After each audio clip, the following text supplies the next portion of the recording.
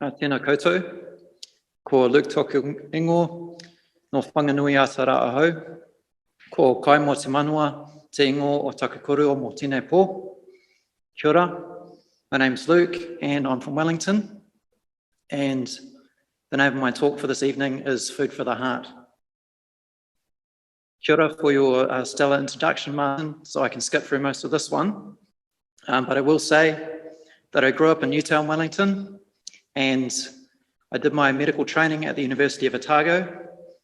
I work as a GP in Miramar, but my real passion is for lifestyle medicine. I have my own lifestyle medicine consultancy business called Two Zesty Bananas, and I'm also board director for Doctors for Nutrition, which is an Australasian health promotion charity, and that's where I got this flash t-shirt. So tonight, I'm going to be talking about how we can eat for a healthy heart particularly, but as you've also heard from the earlier speakers on this evening, that this way of eating is also particularly healthy for us in many other ways as well. So I'm going to talk also a little bit about our official dietary guidelines, but I know there's also a lot of information out there from unofficial sources about how we should be eating. You've probably heard of a plant-based diet, a vegan diet, a vegetarian diet, Mediterranean diet, maybe the ketogenic diet, maybe the Paleolithic diet, perhaps 5-2, perhaps the Fast 800, perhaps Atkins, and I could go on. So this is a really good thing because it's great that we're all interested in our health and our nutrition especially. Humans have always been very interested in our food, but at the same time, it can create a bit of confusion about which one of these ways is actually going to be the best way and the healthiest way for us to eat. So really my goal tonight is to help clear up some of this confusion so that all of you can go away with some simple principles about how you can be eating for your best overall health. And in order to do this, I'm going to put this proposition forth tonight, that all we actually need to do in order to have a healthy heart and a healthy life is to eat like the people in the world who have the healthiest hearts. So, who are these people? And more importantly, what kinds of foods do they eat? Now, first off, we have the Okinawans. And you might know that Okinawa is an island off Japan. The Okinawans are renowned for their long and healthy lives. Okinawan women are more likely to live past the age of 100 than are women anywhere else in the world. And as you might expect, the Okinawans have very, very low rates of chronic disease that we experience in New Zealand.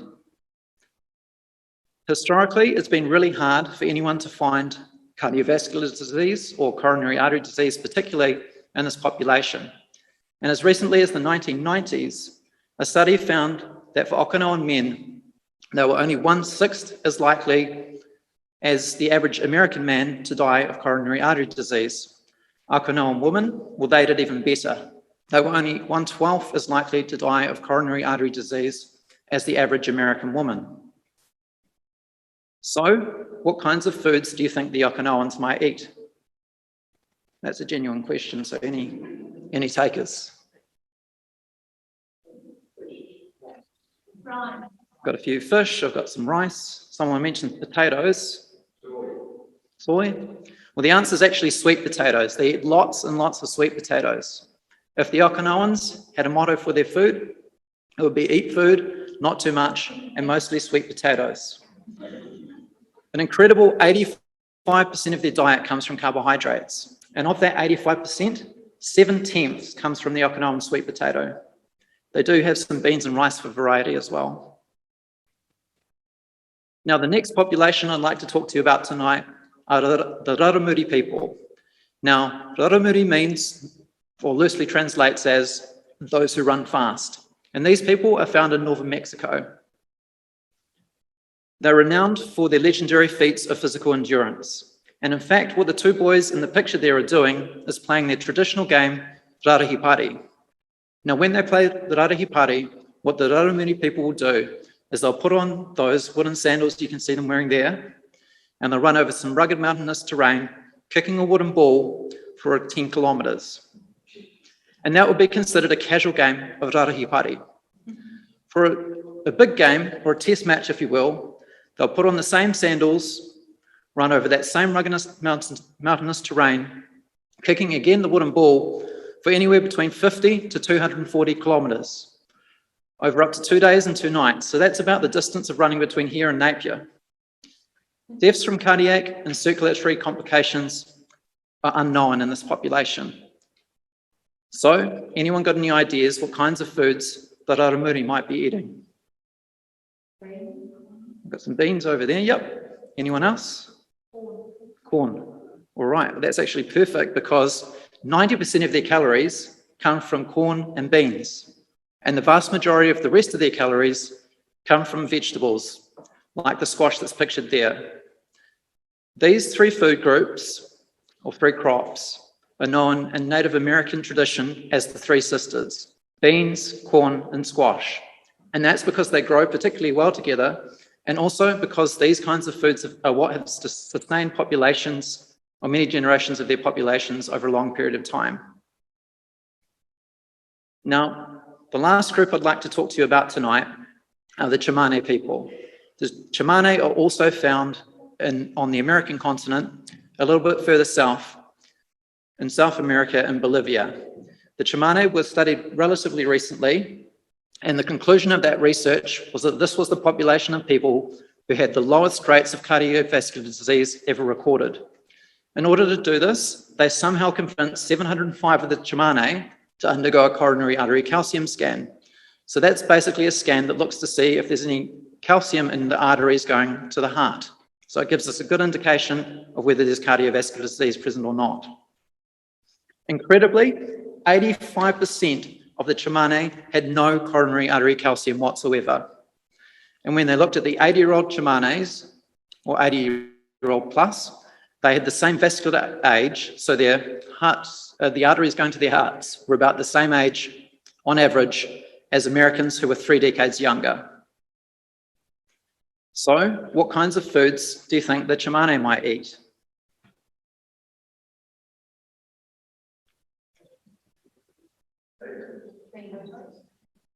Potatoes. Any other ideas? There's a clue there because they are harvesting one of those crops in that picture.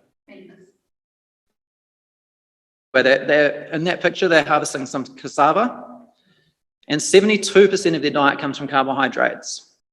So they're also fond of rice, plantains, and corn. So now that we've looked at these 3 populations where cardiovascular disease is virtually non-existent and where they live very long and healthy lives, we can start to draw some conclusions about the types of diets that these people have. Basically, they're basing the majority of their calories coming from these 3 sources of unprocessed carbohydrates: beans or legumes, whole grains, and starchy vegetables. Or a really easy way for us to remember that is simply to think of the 3 sisters of the Raramuri people: the beans, corn, which is actually a whole grain, and squash, which represents starchy vegetables. Now, when we look at the macronutrient composition of their diets, so this is the percentage of calories that comes from carbohydrate, protein, and fat, what we see is their diet is very high in unprocessed carbohydrates. So they get about 80% of their calories on average from these. Just 10% from protein, but as we've seen, this is enough for them to live very long and healthy lives, and also, in the case of the Raramuri, to do some running on the side. And just 10% of their calories come from fat. What does this lead to? A total cholesterol over their entire lifetimes that's well less than 4.0. But you might know that in New Zealand, we have over 170,000 people living with cardiovascular disease. And 1 New Zealander will die every 90 minutes from cardiovascular disease. So what would happen if we took people who already had cardiovascular disease and asked them to eat like the populations that we've just discussed? Well, fortunately, these 3 gentlemen, or 3 brothers if you like, have spent the better parts of their careers studying this exact question. Now, first off, we have Nathan Pritikin. Nathan's a really interesting character, and in fact, he was an inventor originally from Chicago. At age 42, Nathan was diagnosed with severe coronary artery disease by his cardiologist. Now, Nathan didn't want to believe this. He was a bit hard-headed, and so apparently went to see not one, but 12 other cardiologists for a second opinion. So it was just as well he was already a millionaire by that point. When they all came back with the same conclusion, that he indeed did have severe coronary artery disease, Nathan decided he would do something about this. And what did he do? He changed his diet to be more like those populations that we've just discussed. Nathan saw his cholesterol drop from a sky-high 7.8 all the way down to 2.6 over just 2.5 years. He went on to write 5 books, publish hundreds of research papers, and also to establish the Pritikin Longevity Centre, which you can see there in the background, and is now based in Florida in the United States. In the foreground, we have one of his first patients. This is Frances Gregor. Now, Frances had severe coronary artery disease. And when she was age 65, she presented to the hospital once again with severe chest pains. And when she did, there was nothing more that the cardiologist there could do for her because they'd already done so many stents and bypasses. So the only thing left was to send her home in a wheelchair with what was essentially in those days a death sentence. Fortunately for Frances, one day she was watching 60 Minutes and she came across a segment on Nathan Pritikin and his longevity centre. So she decided to head down there. Now, after just 3 weeks, not only was she out of her wheelchair, but she was walking 10 miles a day. And she went on to live 28 long and healthy years at home when she was discharged. Unfortunately for Nathan, this isn't where his story ends. He was diagnosed with not one, but 2 severe medical conditions during his 40s. And the second was leukemia. And when this came back from remission, he decided that what he wanted to have do when he died was an autopsy, so that people could see once and for all if he'd managed to make any progress on his coronary artery disease. And I'll just read you the conclusion of that autopsy report. In a man 69 years old, the near absence of atherosclerosis and the complete absence of its effects are remarkable. Next up, we have Dr. Dean Ornish. Now, Dr. Ornish is from Texas, of all places. And in between his 2nd and 3rd year of medical school, what Dr. Ornish decided to do was to take 10 patients with severe coronary artery disease, much like Frances Gregor. These were patients who would get severe chest pains when they were doing the most mundane things.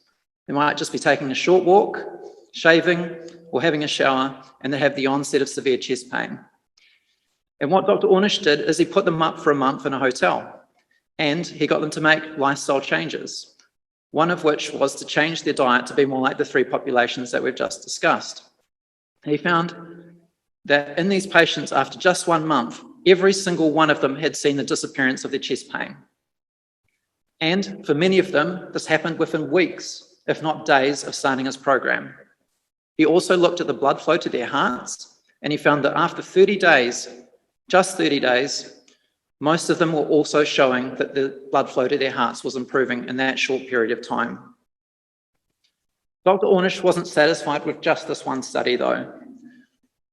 He went on to look at another 2 groups of about 30 patients each. And this time what he wanted to look at were their angiograms.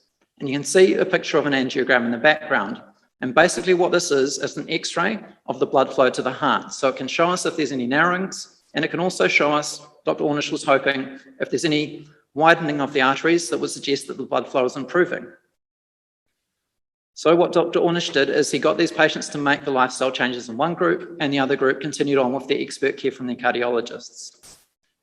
You can see from the graph that after 1 year, Dr. Ornish found that over 80% of his patients had changes in their arteries, suggesting that they were opening up again. And when he looked again at 5 years, the changes were even more substantial. Unfortunately for the patients who didn't make those lifestyle changes, their coronary artery disease continued to progress. And because of this, it's not surprising that there were less than half as many cardiac events in the group that got to make Dr. Ornish's changes. Now, last but certainly not least, we have Dr. Caldwell Esselstyn. Now, Dr. Esselstyn was a surgeon originally from New York, and he practiced most of his career at the Cleveland Clinic in Ohio. He was also a gold medal winner, winning the gold medal at the 1956 Olympics in Melbourne for rowing. When he retired from surgery, what Dr. Esselstyn decided he wanted to do was to help patients with coronary artery disease improve their symptoms with dietary change, just like we've talked about with the other two doctors before, the other two researchers before him.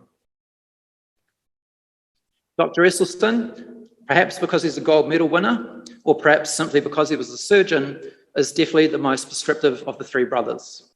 He recommends that patients eat only from the three food groups that we've discussed tonight: the beans or legumes, whole grains, starchy vegetables, normal vegetables are allowed, and so is fruit. He's really insistent that patients avoid oils and also high-fat plant foods like avocado, nuts and seeds, and coconut.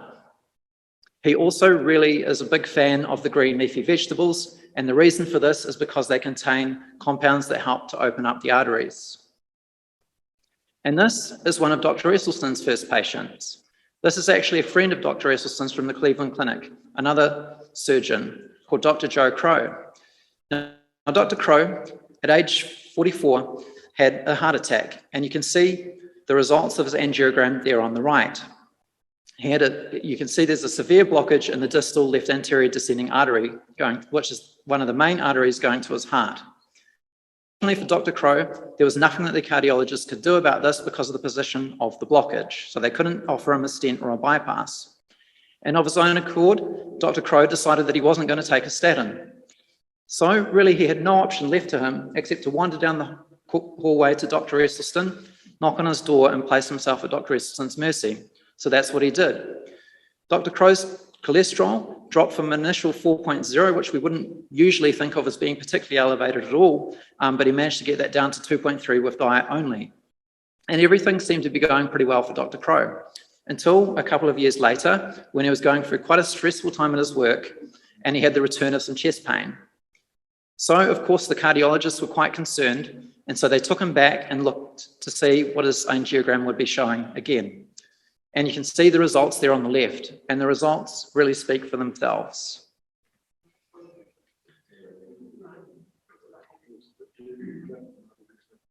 Oh, okay, fine. Yeah. They're on my left, sorry. Okay, so now we have some more before and after pictures of one of Dr. Esselstyn's patients. And this time we have a scan that's showing the blood flow. In the top picture, you can see there's an arrow pointing to an area that has significantly reduced blood flow. And in the bottom picture, you can see that this has increased significantly. And so this is a multiple choice question for everyone here tonight. And also people watching, I suppose you can answer too. But I'd like to see a show of hands, please. Who thinks that there's 3 weeks between these two pictures? Any takers? We've got 1, 2, 3, 4, 5. A few brave people. Who thinks that there's B, 3 months between these two pictures? The 3 months have it at the moment. And anyone think it was 3 years? We have 1 person, 2, 3 for 3 years. So those of you who put 3 weeks, you're absolutely right. And you're starting to see just how powerful dietary change can be for your health. Now, as I mentioned earlier, Dr. Esselstyn's diet could be seen by many as being quite prescriptive. And so Dr. Esselstyn decided that what he would do is that he would look at 198 of his patients over a follow-up period of just over 3.5 years and see how many of them were actually able to stick with his diet. Well, actually 89% of them, or the vast majority of his patients, were able to. Now, of these patients, remember that many of them were in a situation just like Francis Gregor or Dr. Joe Crow or some of the other patients that we've talked about tonight, and they had severe coronary artery disease. So basically, they might have had their first heart attack before, severe angina, maybe a bypass or two, and they obviously had a lot of cardiac issues that had been coming up over the years. And so they were obviously a population that was at very high risk of having a repeat cardiac event. So how many of Dr. Esselstyn's patients who stuck with his diet had a recurrent major cardiac event during that time? Well, incredibly, just 1 out of the 177 who stuck with his diet had a recurrent major cardiac event. That's a recurrent event rate of just 0.6%, or close enough to 1 in 200. However, you're probably also thinking there were also 11% who didn't managed to stay with Dr. Esselstyn's diet. Now, remember that this 11% of patients had obviously had Dr. Esselstyn's counselling. So it wasn't as if they were thinking a ketogenic diet or a Paleolithic diet might be the best thing for their hearts. And of course, they were also getting the best care that their cardiologists were able to provide for them during this time, because this is, of course, what Dr. Esselstyn recommends. So how many of them ended up having a repeat major cardiac event during this time? Well, staggeringly, 13 out of 21, or 62% of them had a recurrent major cardiac event during that time. So they were over 100 times more likely to have a recurrent cardiac event than the patients who continued following Dr. Esselstyn's plan. So that was a lot of numbers and facts. So I put this slide of the beautiful Okinawan Islands here to remind us all, and particularly myself, to take a deep breath before we get into the next part of the talk. We're going to talk a little bit about our dietary guidelines. So let's take a look at New Zealand's dietary guidelines, or actually before that, why don't we have a look and see how we're doing already in New Zealand relative to the populations that we've discussed tonight. Well, as I've shown you, the three populations that we discussed tonight, when we look at their macronutrient composition, they average out with about 80% of their calories coming from unprocessed carbohydrates. Just 10% of their diet comes from protein, but we've seen that's more than enough, and about 10% from fat. So how are we doing in New Zealand? Well, we get just over half as many of our calories from carbohydrate, and remember in New Zealand this is mostly coming from processed carbohydrate. We're approaching twice as much protein, and most disturbingly, we have almost 3.5 times as much fat, with over a third of this coming from saturated fat, and that's mostly from dairy. What does this lead to? Well, even with our cholesterol-lowering medications, we end up with a total cholesterol of about 5.4 for New Zealanders over our entire lifespan, which is much higher than any of the three populations that I've discussed tonight, and is certainly much higher than any of the experts or the researchers that I've shown you about tonight would ever recommend. What does this lead to? Well, we've already heard that 1 New Zealander will die from cardiovascular disease in every 90 minutes. But we also end up with 2/3 of our adults overweight or obese, a third of our children. We have 250,000 people, more than 250,000 people in New Zealand living with type 2 diabetes. We're adding 40 to this number each day. We have the highest rate of cancer incidence in the world. And of course, these statistics affect our tangata whenua and our Pacifica populations even more so. So given this situation, what do our dietary guidelines encourage? Well, there are 4 separate food groups that should be included every day. We have a separate dairy category, despite the fact that none of the populations we have discussed tonight ever consume dairy. Furthermore, despite the fact that dairy is the #1 source of saturated fat in the New Zealand diet, and we're already getting way too much saturated fat, and also everything that Mike said. And Christina. We also have what can only be described as a separate protein category, which is dominated by high-fat animal foods and also high-fat plant foods, despite the fact that none of the 3 populations we've discussed earlier tonight consume any of these foods on any more than the rarest occasion. Also, despite the fact that New Zealanders already get more than enough protein and a lot more fat than what they should. So, are these guidelines really helpful, or are they just contributing to the already substantial amount of nutritional confusion out there? I'll leave you guys to ponder that one. But improving our health outcomes could be simple. All we need to do is start encouraging New Zealanders to eat like the people who have the healthiest hearts, as we have discovered tonight. So we could get rid of that redundant dairy category the Canadian dietary guidelines already have. And we could simply start encouraging New Zealanders to eat more beans or legumes, as they clearly don't need any further encouragement to eat the rest of the protein category foods. And of course, as we've seen, there are absolutely no risk of protein deficiency in any case. In other words, we can encourage New Zealanders to eat more beans and legumes, whole grains, and starchy vegetables. But if eating beans, whole grains, and starchy vegetables Some people will say, well, that's a bit foreign for New Zealanders, and probably particularly the people at Ministry of Health will say, well, that's not a very palatable way of doing things, and where are they going to start? What are we going to eat? And this slide is for those people. So I'd be shocked if anyone here in the audience tonight didn't already have at least one of these in their pantry at home already.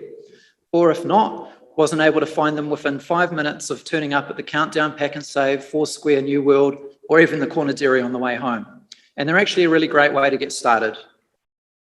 As for Dr. Esselstyn's green leafy vegetables, well, there's a good chance that at least one or two of us in the audience already have this in our fridge at home. Some of you might even have it in your gardens, and I can see a few nods around the room. Silver beet works just fine. And there's even bonus points if you add some vinegar to it, just like Dr. Esselstyn does. And if you were still wondering what kinds of foods New Zealanders might ever be able to eat, and whether that would be a very fun way of eating, we've got plenty of recipes on our Doctors for Nutrition website, so I'd recommend checking it out. You can see there's a wide variety of foods from a bunch of different cuisines. It's cheap, it's tasty, it's colourful, and there's a huge variety of different foods you can have. And there's also some pictures there of the doctors and dietitians from around New Zealand, Australia, and in fact around the world who already eat this way, provided these recipes, and recommend this way of eating for their patients. So I hope from this talk tonight, you've got some ideas about how we can make some insanely great changes for the health of New Zealanders, how simple that could be. And kia ora for the opportunity to speak tonight. Thank you, Martin. Thank you, EBE. And thank all of you for being here. And I'm more than happy to take your questions.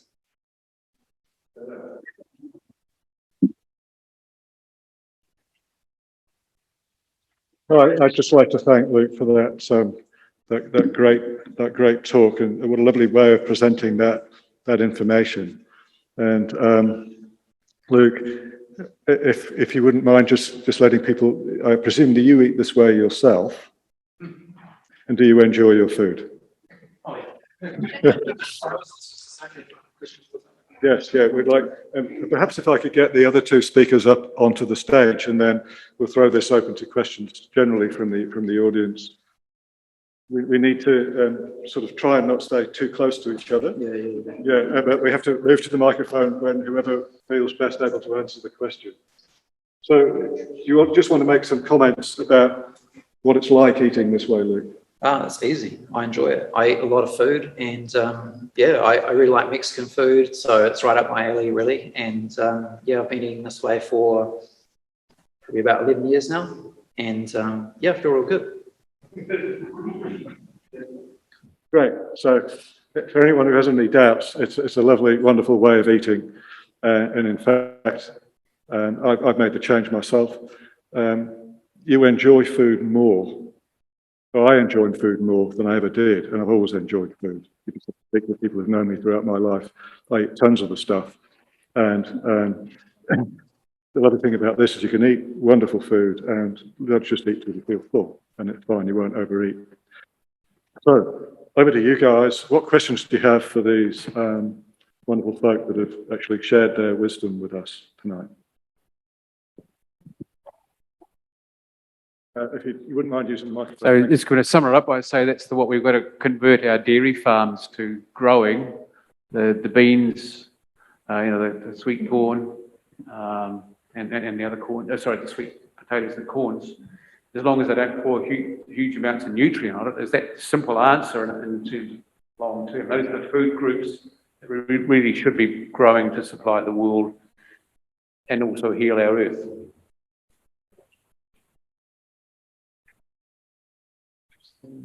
Oh, I mean, yeah. Mike, thanks. Yeah, I mean, that's what I'm saying, that we should be growing here, and that dairy land would be ideal for that, because dairy's pretty much ended up in, the better parts of the land. But I think that the best kind of example that you can get of how we should be doing it is permaculture. And if you can visit a permaculture property, you'll see how at the moment it's a monoculture. It's, if you go to Canterbury, for example, to the dairy land there, where I've been on some of the Landcorp farms there, they are just barren. They've chopped all the trees down to put irrigators in. Just the animal welfare conditions, let alone the human welfare conditions of being out in the extremes of weather on that landscape is incredible. And so, you know, we have to import or we have to bring in desperate workers from overseas to work in our horticulture and our dairy farms because they're such poorly paid and horrible places to be, because they're monocultures, because they're ugly. And if you go, if you spend time in permaculture type situations, you can see they would be places where people would want to be. There are so many positives that would come out of changing that land. The problem is, of course, that we, you know, so for example, we could get rid of 98% of the dairy farms in New Zealand, enough milk for all New Zealanders consuming it the way we do at the moment. So most of it's for export. That's where the big problem comes in, is that the beautiful fresh stuff that we could produce from the land using permaculture, we've got that. We could easily feed New Zealand with a tiny proportion of the land we have, but then what do we do? How do we, I mean, the reason we dry milk and with coal and export it is because it has a shelf life. And so that's the other sort of issue that we get into. But feeding New Zealand, we can easily do it and make really healthy food without a problem.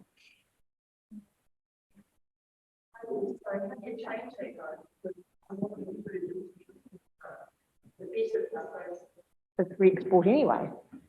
The higher quality dairy product, well, meat and dairy goes overseas, and the New Zealanders get the dress. Yeah, well, I mean, we have to have that change, don't we? Because at the moment, most of the plant-based food that's consumed here isn't grown here. You know, we've only just got that oat milk coming here, and bizarrely, the oats had to be sent to Sweden or wherever it was to be. The New Zealand oats went across the other side of the world to be processed into milk and then come back again. Yeah. So we need to drastically change, you know, how we use the land, and that's going to be difficult change. I'll give you an example. Though, when I was with Landcorp, we had big issues that with intensive dairying in Southland, and there are still lots of issues, especially with winter grazing, and they could see that they were losing their social license. So one of the little projects we did was to look at, and around Gore was the interesting place where they did grow oats on a big scale before they got into dairy, only going back a couple of decades. So with Venture Southland, we put some numbers together. So they were looking at building the processing plant, and Landcorp was looking at getting rid of cows and replacing them with oats. And everything we looked at was so much better, less water use, way more protein per hectare, all of that kind of thing. The one trap was that when they looked at the water, the groundwater in that vicinity, it was 6 times the World Health Organization water standard, which is already 10 litre when the limit should be less than 1 milligram. So this is an example of where what we're doing at the moment kind of closed the gate on a much better future, because then it became unfeasible to have a oat milk plant there, because the water that you need to make it was already contaminated by what we're doing before. So we've kind of shut the gate on some options already, which is another reason why we should stop right now what we're doing. But yeah, it's a tricky situation. It's how do we change and still still have an economy. It's not easy. I think it's easy that the growing the stuff is one part of it, and I don't think that's too hard. It's the markets and the processing, or what happens to it afterwards. And it's that problem with small population, big land area here, then what do we do with the rest of it? And it depends on how much globalization and that kind of thing. So, yeah.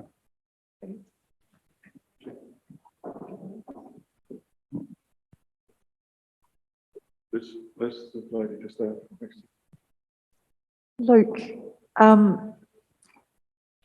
find some of this, the detail around the dietary recommendations quite complicated, and I'd love you to give me a really simple description of how the omegas work.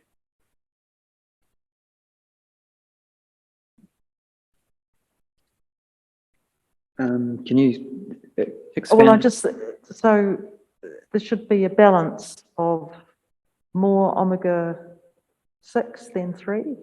Oh, right, And so you're the thinking about omega. omega-9 is where our avocados are sitting, and Right, they- right. you know, what's good and what's bad, and Yeah. how does it actually convert into food and Yeah. recommendations?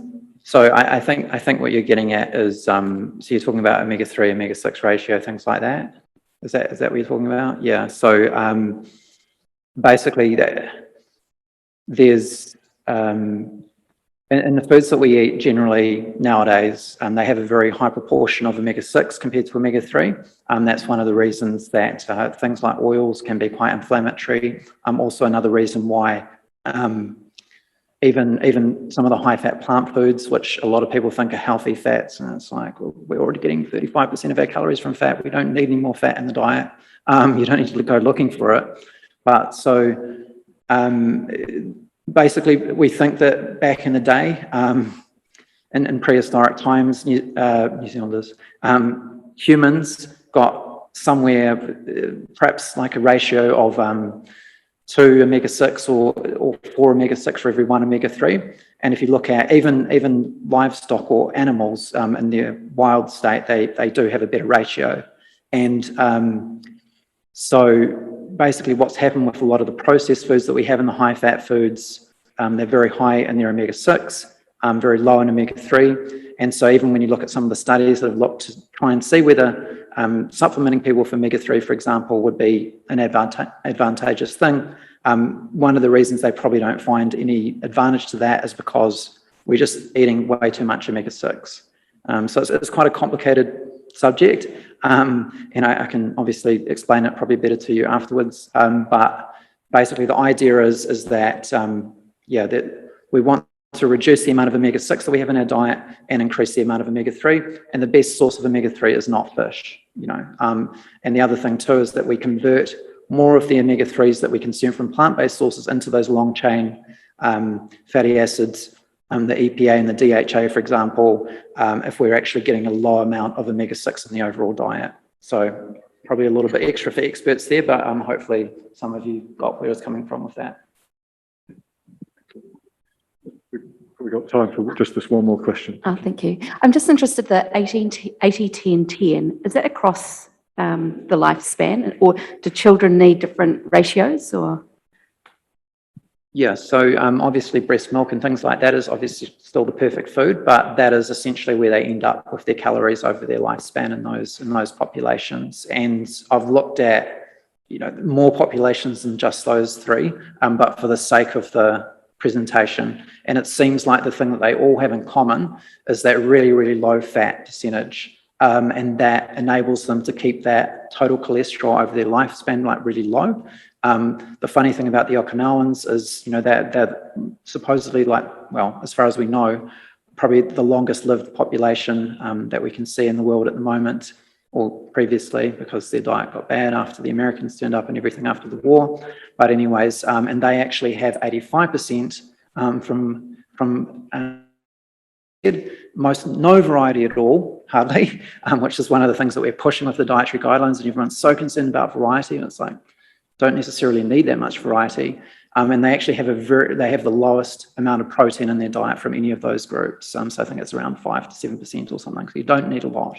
But yeah, so essentially across various different populations that don't experience cardiovascular disease and have very long and healthy lifespans, they have very low amounts of fat in the diet, very low compared to what we're used to amounts of protein, and very high amounts of unprocessed carbohydrates where they're getting most of their energy from. So we don't need to be thinking about all these plant-based proteins that we're going to generate, because the world's going to all of a sudden become deficient if we don't have, you know, meat and dairy and all these kinds of things, which meat and dairy just aren't necessary in our diet.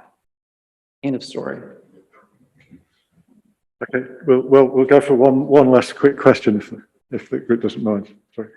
I want to ask a question of Christina. You were talking about policies and taxing saturated fats and so on, and you had figures for how it would affect things. Did you take those from overseas studies of where the taxes on saturated fats? No, actually, it's a modelling study.